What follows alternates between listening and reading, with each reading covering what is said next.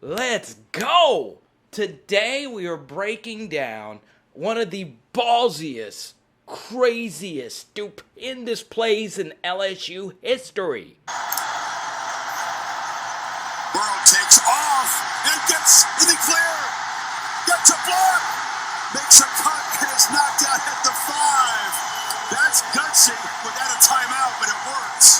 LSU with no timeouts in field goal range, 21 seconds left to go, decided to run a quarterback draw. And I've got to say, our last video was our most viewed video. I appreciate you. Keep subscribing, keep supporting, because we're going to keep putting out LSU content that gets down to the nitty-gritty. Let's go! And so today, I want to get into the mind of the slinger, Steve Ensminger. How did he know that this play was going to work? And before we get into the film breakdown, let's show it to you again. Burrow takes off and gets in the clear. Gets a block. Makes a cut and is knocked out at the 5. That's gutsy without a timeout, but it works. This was my favorite shot from the entire game. Randy Moss celebrating with the Burrows after the touchdown right before the half. But that's not what we're here to talk about, even though it was really cool to see those icons out batted. So, the famous 29-yard run. How did Steve Ensminger know that this play call was going to work? How? Well, we're about to break that down. After speaking to people that were involved with the offensive game plan and getting some pretty good inside information, they knew that this play was going to work simply because of how LSU lined up and, of course, how Clemson lined up. And we're going to show you some other plays, some different X's and O's, and some really cool stuff about why this play worked and why only LSU is one of the few programs where this ever would have been possible. So, LSU, of course, burned their final timeout before the half. The clock was stopped. LSU, this entire drive was discombobulated. They had protection issues. Joe Burrow was inaccurate with the football. They needed a pass interference to complete a 3rd and 19 after burning their first timeout of this drive. So there was some frustration, and we'll show you that in just a moment. But let's just run through this play from the end zone cam, because this is how you can figure out why Steve Ensminger and the offensive staff knew that this was going to work. So here we go. We're rolling this beautiful bean footage. And basically, if you go back just a little bit, the key to this whole play are these two defensive tackles right here. And if you follow along with this red cursor, I will not lead you astray. We're going on this journey together, okay? Because we're all LSU Tigers, and we're all just curious. How did this work? How did this ballsy play work? Because, of course, if you're tackled short, you have to really rush your field goal unit onto the field. And from the LSU coach's perspective, they felt pretty comfortable getting their field goal team on just in case this didn't work for them to kick a field goal. Now, I'm a little skeptical about that because it would have been cutting it close. Either way, they did bring up to me that there was the opportunity that Clemson could call a timeout themselves, which of course would be a colossal mistake.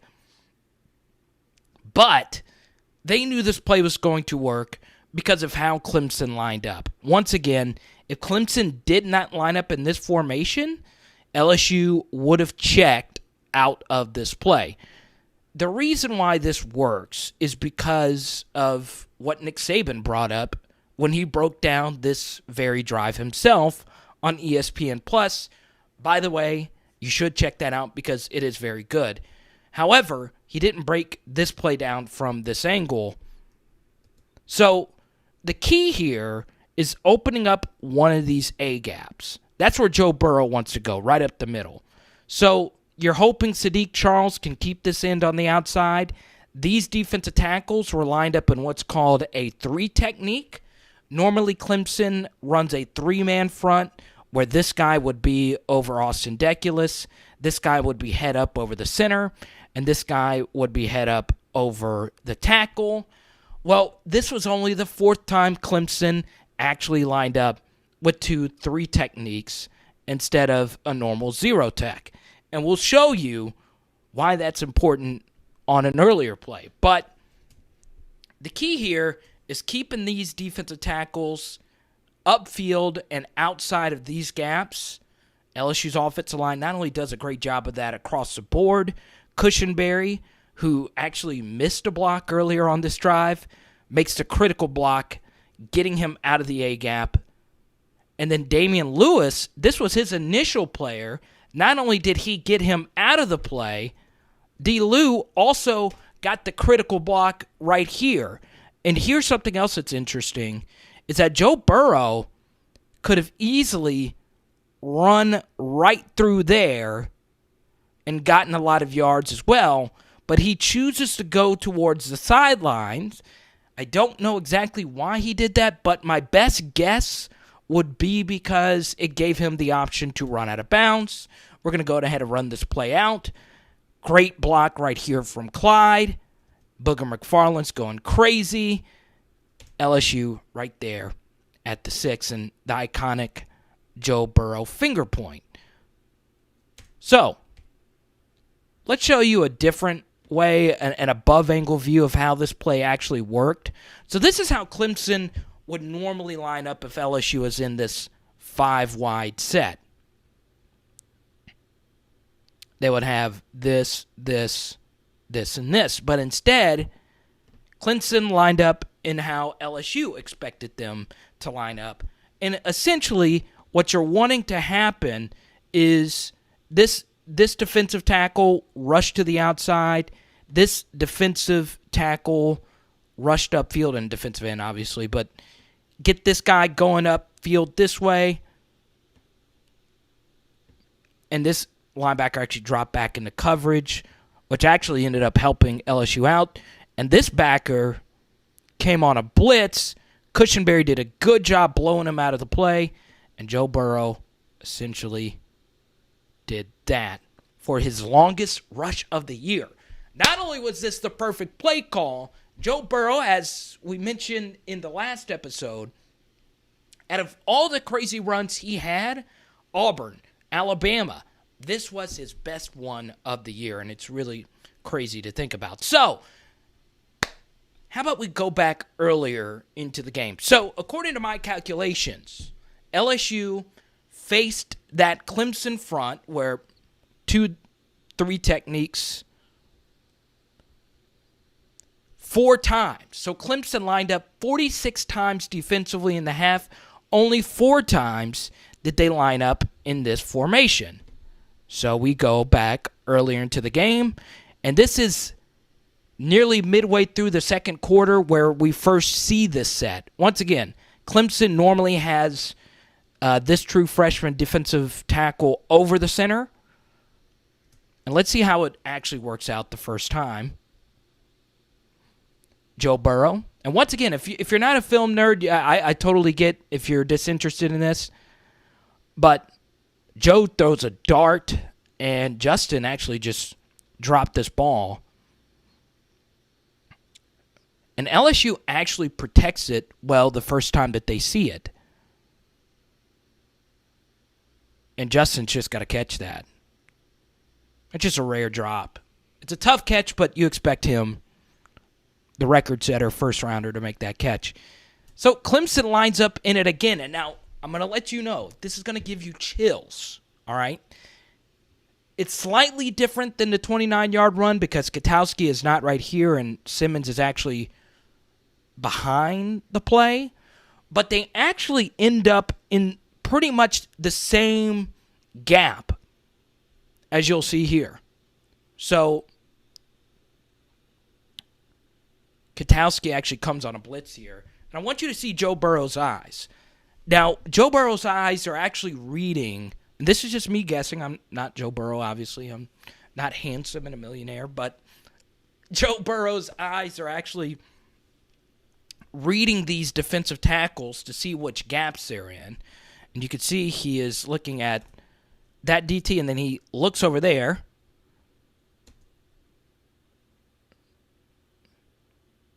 And look, this is essentially the same thing, but the blitz is just a little bit different, and watch what happens. 10-yard run. Now, because those three techniques are lined up in those B gaps, it's a little bit easier, as you can see from this behind angle view. It's a little bit easier to see where your rush lanes are going to open. Because if this defensive tackle is just getting pressure up the middle on a bull rush, the gaps aren't as wide. So we run this. This defensive tackle actually comes in on a stunt. Pass protection breaks down.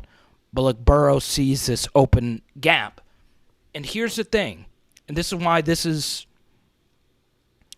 this play worked. LSU's in the exact same formation later in the 29-yard run. Now you're starting to see, right? Same formation as a 29-yard run. Clemson's basically in the same set, except this linebacker is right here and this backer is right here.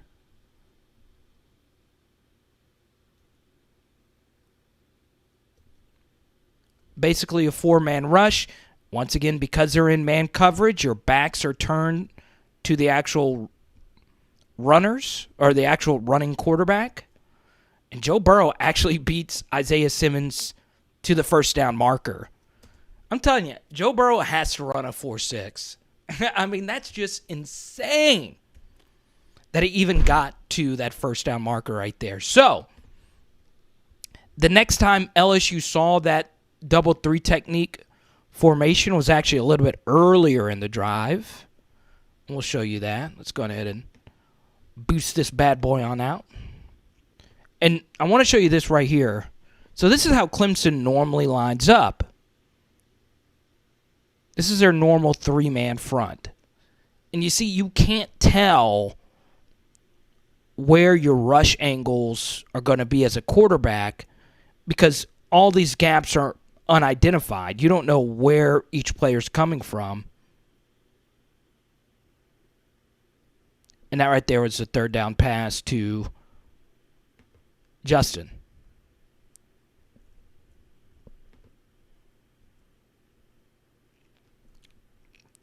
So I want to show you this play really quickly. So once again, Clemson's in that double three tech look. And watch how Joe Burrow reads this so quickly. The protection's busted. But Burrow knows that this gap, much like on that earlier run, is going to be open. And this is where the mobility of Joe Burrow is so big. This is what we talked about in the last episode. It wasn't just the 29-yard runs or the quarterback draw touchdowns. It's just being able to do this. Evade that rush. Most quarterbacks get sacked right there. And just picking up those 3 yards and keeping that drive alive. And there's McGee telling Cushenberry to stay with his man. So there you go. So now you go back to the actual play. And I want to show you one more thing.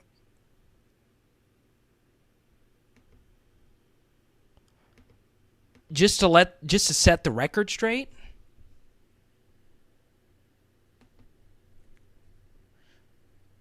And even though it's a millisecond, delay of game. Ed Orgeron saved the drive by calling a timeout here. It would have been a delay of game penalty had he not got the timeout in. And here's the thing, and I want you to see this. There's clear frustration with the management of this drive. That was the second timeout they had to burn. There had been inaccurate throws, bad protection. Orgeron was furious. But as many of you know, this is a play once again. Perfectly blocked rush this guy out of the gaps, and boom shakalaka. And if you're Brent Venables, you're thinking there's no way they're going to run a quarterback draw up the middle. There's no way. But this is what LSU did. Because they're in 5 wides, they know that even if these corners decide to blitz off the edge, the middle is still going to be open. One of these gaps is going to be open if you get these defensive tackles upfield. Look at that. Look at that. It's beautiful. It's absolutely beautiful. So I hope you enjoyed this film breakdown. This is the greatest play call I've seen. Definitely the greatest first half play call. So you have to give Steve Ensminger, Joe Brady, and the staff so much credit. Because they told basically what I've learned. Let me put it that way. And I want to show you one more thing as well. I know it's like one more thing, but this touchdown pass, look at when Joe Burrow decides to throw this. It's kind of pixelated, but Joe's actually deciding to throw this football when Dad's back is still turned to him. So it looks like just a simple wide open throw. But it wasn't. Burrow, got crushed. Shout out to Pardon My Take. Burrow revealed to them the next morning that he actually tore some rib cartilage from this hit. Big Cat Hank and PFT. They got the scoop, the capital J journalism scoop. But Joe still delivers a strike. How about that? Look at that, huh? Few celebrities on this play. Is that let's see. It's Joe Burrow. Bug. I love Bug. And that's such a tough throw. He made that look so easy. Look at that. Ugh! There's Chris Parent, LSU photographer. And those are the 2 video savants. That's the kid that went to USC right there. Kid's a beast. LSU video staff is just second to none. So there you go. That's the play. That is the magic of the LSU team. This was not their best drive. But Joe Burrow and company still got the job done. And not only is it ballsy for Steve Ensminger to call that play, knowing that if you get tackled in bounds, there's a good chance you're not going to get your field goal unit out there. It's also ballsy by Ed Orgeron to even let that play be called. And we talk about it all the time, about Ed Orgeron learning from his time at Ole Miss and delegating responsibility. He had to burn 2 timeouts on that drive. It was a mess. There are so many coaches that would overrule the offensive coordinator's play call on 3rd and 10 calling a draw. So many. But Ed Orgeron let it go. And that shows you how good of a coach Orgeron became just by allowing coaches to coach. And that was the perfect example of that narrative. He let Steve Ensminger call that play. And Ensminger knew that Clemson was likely going to line up in that formation due to their study and what they learned throughout their film study leading up to the game. So they knew that was going to work simply because of math. As Nick Saban mentioned, football's a game of fractions. And they knew simply by looking at this pre-snap, and they said that they would have checked out of this play if they didn't get what they got. And Brent Venables honestly makes a good play call here because you're wanting to blitz. You want them to get the football out quickly. and you want them to make a throw inbounds, and you don't want them gaining any more yards to make it a more manageable field goal. So I totally get the blitz in this situation. LSU just had the perfect play call for a pretty good defensive play call on the other end. And it's just crazy that they knew that this was the right play call in this situation. And the numbers were there, and they stuck with it. So I hope you enjoyed this film breakdown. I want to do a breakdown of this entire drive because this entire drive was so much fun. I want you to... This Clyde Edwards-Helaire run was just so nuts. The first play of this drive. Clemson actually has a good defensive call on this. Corner blitz. But that cut. You think...